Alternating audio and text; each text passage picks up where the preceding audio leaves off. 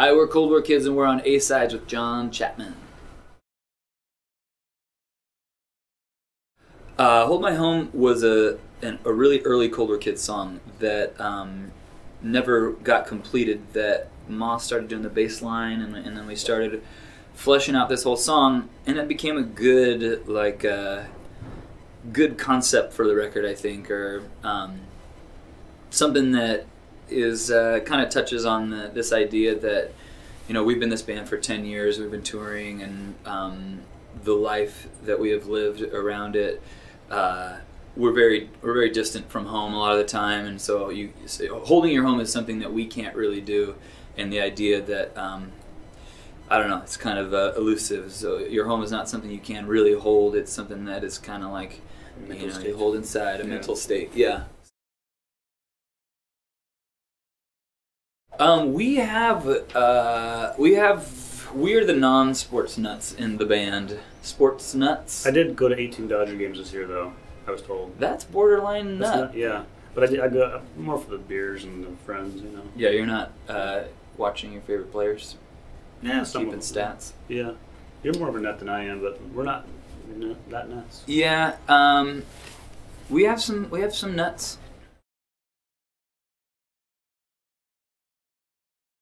Yeah, yeah. We just played the first couple of shows, a Boston show and New York last night, and yeah, we're trying to do really heavy on the new songs, like 8 or 10 new ones. They've been going really well, and it's yeah, it's really special. I think, especially 5 records in, for us to be able to really. We have a lot of fans over many years that have seen us multiple times, so to be able to just hit them with a whole new record full of new songs and to know that they're, you know, going to be engaged, and it's a really good feeling.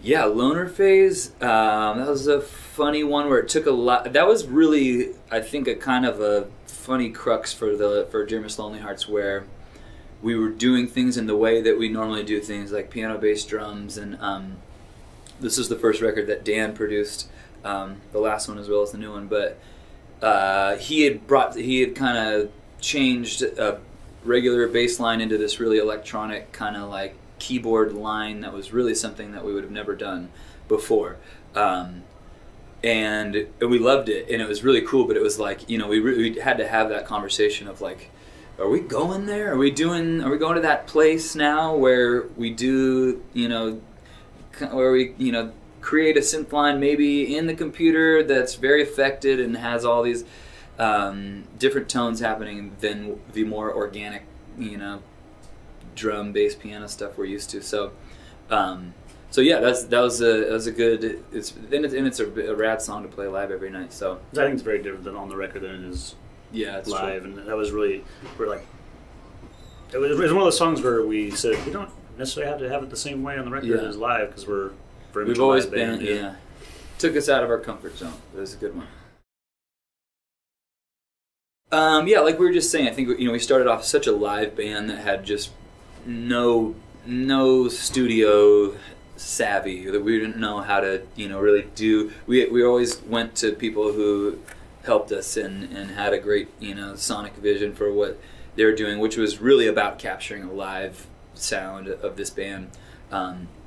So as it evolved, and as we said, like, okay, you know, as we want to get more out of the studio and you know, have more sonically interesting records, and so then you're trying to work hard on the songwriting, and you want, you know, everybody to be a part of it and to have it grow, but then at the same time be willing to totally kind of flip the whole thing on its head, like the Loner Phase thing, where maybe you don't know how to play it live anymore in the same way that you did. But so yeah, 5 records in, I feel like we are trying to, you know, do it both. Keep writing songs in the way that we do, and then also just record them in more interesting ways. And this is the second record that we made in our home studio in San Pedro. And so it's nice. It's the second record that Dan, our guitar player, recorded, and we always like to do everything really in-house, I think, and like Maust has always done all the artwork, and now making records in our home studio feels like we've evolved and we're almost back to the start in a way where it's kind of all happening under our roof, and it's a good thing for us. First was a funny song because it was the very last song that we worked on for the record, and we thought there was no way it was going to make it on there because it was just being finished as the record was already been submitted to the label and all that stuff. But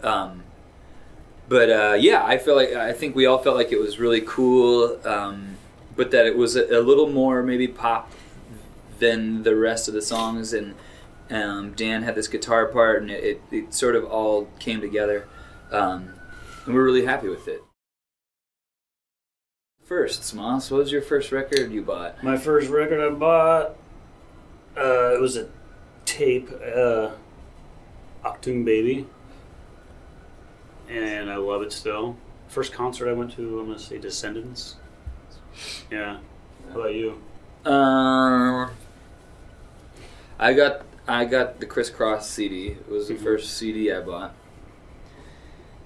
And I don't know, the first show we used to always the same type of thing. I always see the kind of Southern California punk bands. I went to a Voodoo Glow Skulls Face to Face. That's a good one.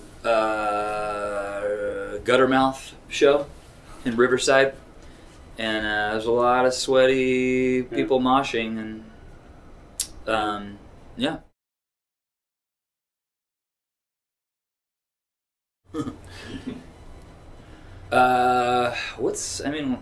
Why is Gene Simmons saying things like that? Yeah. He's got so much. I mean, rock and brews probably killed rock and roll. Anything, right? Oh, didn't he invent that? At the airport? Yeah, I think that's his deal. I had a brew there a month ago. We'll still go eat there because it's at the airport. Rock and brews. Yeah, Gene Simmons, you're so wrong. Yeah, we still play rock and roll music.